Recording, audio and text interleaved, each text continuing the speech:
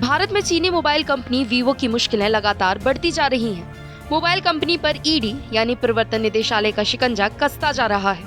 मंगलवार को ईडी ने देश भर में वीवो और उससे जुड़ी 44 फर्मों पर छापेमारी की।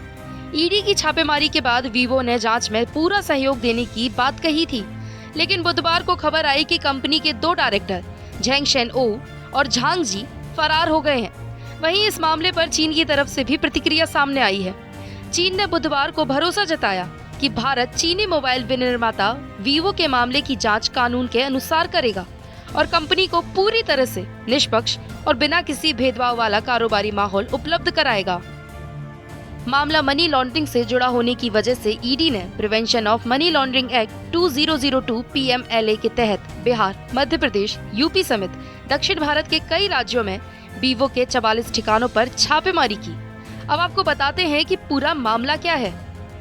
न्यूज एजेंसी पीटीआई के मुताबिक हाल ही में दिल्ली पुलिस की आर्थिक अपराध शाखा ने जम्मू कश्मीर में वीवो मोबाइल की एजेंसी चला रहे एक डिस्ट्रीब्यूटर के खिलाफ कार्रवाई की थी, जिससे पूछताछ में सारा खेल सामने आ गया। ईडी ने मनी लॉन्ड्रिंग का केस दर्ज करते हुए ये आरोप लगाया था कि वीवो कंपनी के कुछ शेयर होल्डर्स ने अपने फर्जी आइडेंटिटी डॉक्यूमेंट्स बनवाए हैं। ईडी को शक है कि ये फर्जीवाड़ा शेल या फर्जी कंपनियों का इस्तेमाल करके अवैध रूप से कमाए गए धन की हेराफेरी करने के लिए किया गया था। फर्जीवाड़े से कमाई गई ब्लैक मनी विदेशों में भेजी गई या फिर भारतीय एजेंसियों को धोखा देकर दूसरे कारोबार में इन्वेस्ट कर दी गई। वहीं चीनी विदेश मंत्रालय के प्रवक्ता झाओ लिजियान ने नियमित संवाददाता सम्मेलन में कहा कि चीनी पक्ष मामले पर नजर बनाए रखे हुए है। हमने चीनी कंपनियों को विदेशों में व्यापार करते समय कायदे कानून का पालन करने के लिए कहा है। हम चीनी कंपनियों के कानून सम्मत अधिकारों और हितों की रक्षा के लिए पूरी तरह से उनका समर्थन करते हैं। अब आपको बताते हैं कि मनी लॉन्ड्रिंग क्या होती है। दरअसल ब्लैक मनी को व्हाइट मनी में कन्वर्ट करने की प्रक्रिया मनी लॉन्ड्रिंग कहलाती है।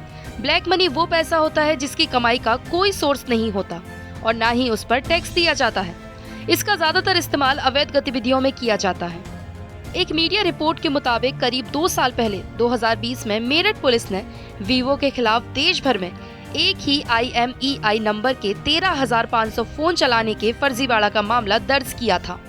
अब आपको बताते हैं IMEI यानी इंटरनेशनल मोबाइल इक्विपमेंट आइडेंटिटी 15 अंकों का एक यूनिक नंबर होता है जो हर स्मार्टफोन के लिए अलग अलग होता है। साल 2015 में दूरसंचार नियामक प्राधिकरण यानी TRAI के मुताबिक सभी स्मार्टफोन्स के IMEI यूनिक होने चाहिए और अगर ऐसा नहीं होता है तो मोबाइल निर्माता कंपनी के मालिक को 3 साल तक की जेल हो सकती है। अब आपको बताते हैं कि चीन की किसी कंपनी के खिलाफ ईडी की ये दूसरी बड़ी कार्रवाई है।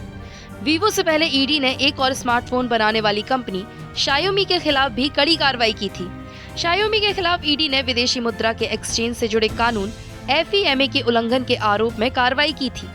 अप्रैल में ईडी ने इस मामले में फेमा एक्ट 1999 के तहत शायोमी के 5,551.27 करोड़ रुपए जब्त कर लिए थे। हमारी इस रिपोर्ट पर आपकी क्या है राय, कमेंट के जरिए जरूर बताएं। बाकी देश और दुनिया की तमाम मुश्किल खबरों को आसान भाषा में समझने के लिए सब्सक्राइब करें हमारा डिजिटल चैनल TV9।